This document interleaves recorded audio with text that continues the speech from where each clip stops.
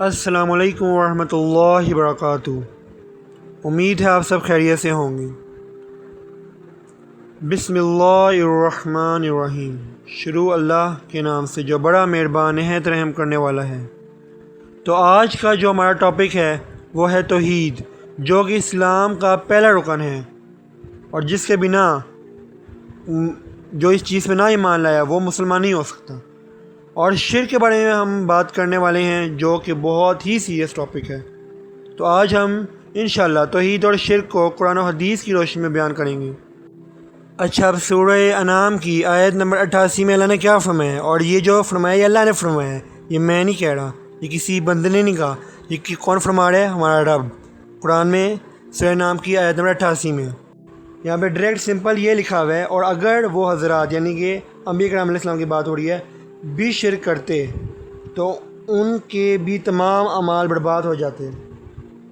تو یہاں سوچیں، اگر یہاں پہ انبیاء کرام علیہ السلام کے بارے میں یہ بات ہو رہی ہے تو پھر ہم کیا چیز ہیں ان کے سامنے؟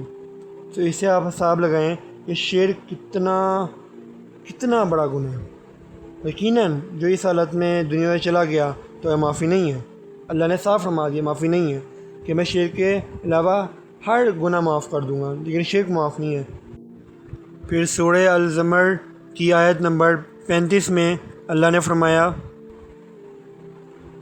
اور بے شک ہم نے آپ صلی اللہ علیہ وسلم کی طرف بھی اور آپ صلی اللہ علیہ وسلم سے پہلے کی طرف بھی یہی وحی فرمائی ہے کہ اگر تم نے شرک کیا تو ضرور تمہارے اعمال برباد ہو جائیں گے اور تم خسارہ پانے والوں میں ہو جاؤ گے۔ پھر سورہ النساء کی آیت نمبر 116 میں اللہ تعالیٰ نے فرمایا، بے شک اللہ ہرگز معاف نہیں کرے گا کہ کوئی اس کے ساتھ شرک کرے، اس کے علاوہ کہ گناہ معاف کر دے گا جس کے لیے چاہے گا، اور جو کوئی بھی اللہ کے ساتھ شرک میں مبتلا ہوا تو بے شک وہ گمراہ ہوا، گمراہی میں دور جا پڑا۔ پھر سورہ المائدہ کی آیت نمبر 72 میں اللہ نے فرمایا، بے شک جس کسی نے بھی اللہ کے ساتھ شرک کیا تو بے شک اللہ نے ایسے شخص پر جنت کو حرام کر دیا ہے، اور اس کا ٹھکانہ آگ ہے، اور ظالموں کا کوئی بھی مددگار نہ ہوگا۔ جی آخر میں کیا الفاظ ہیں؟ اور ظالموں کا کوئی بھی مددگار نہ ہوگا۔ پھر سورہ نمل کی آیت نمبر 63 میں اللہ نے کیا ارشاد فرمایا، کون قبول کرتا ہے بے قرار کی فریاد کو جب وہ اس کو پکارتے ہیں؟ اس کو یہاں پہ بریکٹ میں اللہ، آف کورس یہاں پہ اللہ ہی آئے گا، اور وہ دور کرتا ہے تکلیف کو، اور تمہیں زمین میں خلیفہ بناتا ہے۔ کیا اللہ کے ساتھ اور کوئی معبود بھی ہے؟ تم کم ہی غور و فکر کرتے ہو۔ اچھا، اب حدیث کی طرف جانے سے پہلے آپ کو یہ بتا دوں کہ یہاں پہ شرک کا مطلب صرف یہ نہیں ہے کہ ہم اللہ کے سوا کسی اور معبود کو اگر ہم مان رہے ہیں تو وہ شرک ہے۔ شرک کا مطلب یہ بھی ہے اللہ کے ساتھ کسی کو عبادت میں شریک کرنا، اور دیکھا جائے تو دعا بھی ایک عبادت ہے۔ تو اگر دعا ایک عبادت ہے تو اگر دعا کسی اور سے مانگی جا رہی ہے تو وہ بھی شرک میں ہی آئے گا۔ اللہ کے سوا دعا مانگنا شرک ہے، سیدھی سی بات ہے، کیونکہ اللہ محتاج نہیں ہے کسی کی بھی دعا کا، یا کسی کی بھی سفارش کا اللہ محتاج ہرگز محتاج نہیں ہے۔ تو اللہ ہمیں ڈائریکٹ سن سکتا ہے، تو ہمیں چاہیے کہ ہم صرف اللہ ہی سے مانگیں اور اپنا کانٹیکٹ ڈائریکٹ اللہ سے ہی کریں، اور صرف اللہ ہی سے ہی مانگیں، اور ہمارے لیے اللہ ہی کافی ہونا چاہیے۔ تو اب ہم حدیث کی طرف چلتے ہیں۔ رسول اللہ صلی اللہ علیہ وسلم نے فرمایا، اس کا جو ریفرنس ہے وہ آپ کو میں اسکرین پر دے دوں گا۔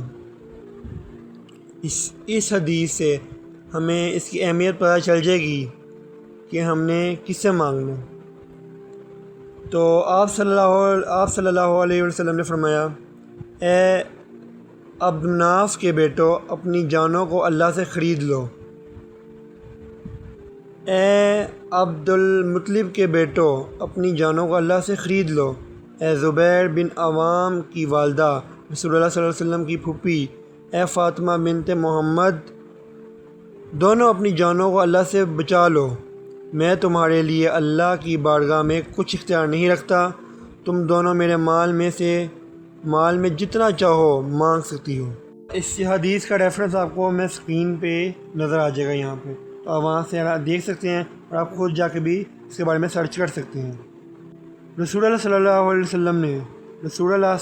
علیہ وسلم نے فرمایا، کیا میں تمہیں نہ بتاؤں کہ سب سے بڑا گناہ کون سا ہے؟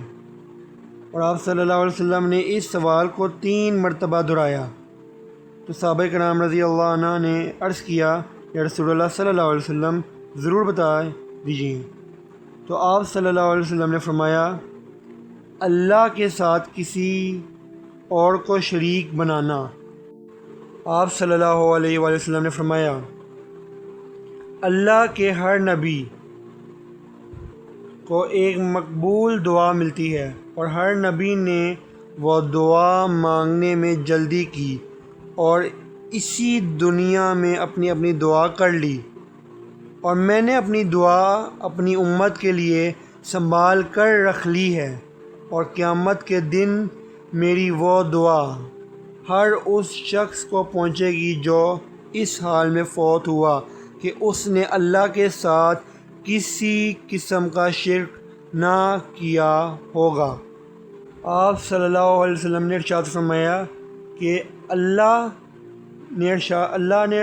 ارشاد فرماتا ہے، اے ابن آدم، اگر تو میرے پاس زمین بھر گناہ کر کے آئے، پھر تو اس حال میں مجھ سے ملے کہ تو نے میرے ساتھ کسی قسم کا شرک نہ کیا ہو، تو میں اسی قدر مغفرت و بخشش لے کر تجھ سے ملاقات کروں گا۔ اسی کے ساتھ آج کا ہمارا ٹاپک ختم ہوتا ہے۔ امید ہے اللہ ہم سب کو حق پر چلنے کی توفیق دے، اور اسی دعا کے ساتھ ہم اینڈ کرتے ہیں ویڈیو کو۔ اللہ ہمیں شرک سے دور رکھے، اور اللہ ہمیں کسی انسان کا کسی کا بھی محتاج نہ بنے، بس جو بھی ہو ہم صرف اللہ ہی سے مانگیں، اور اسی حالت ہم اس دنیا سے جائیں۔ آمین ثم آمین۔ آپ سب اپنا خیال رکھیے گا، ملیں گے اگلی ویڈیو میں، تب تک کے لیے اللہ حافظ۔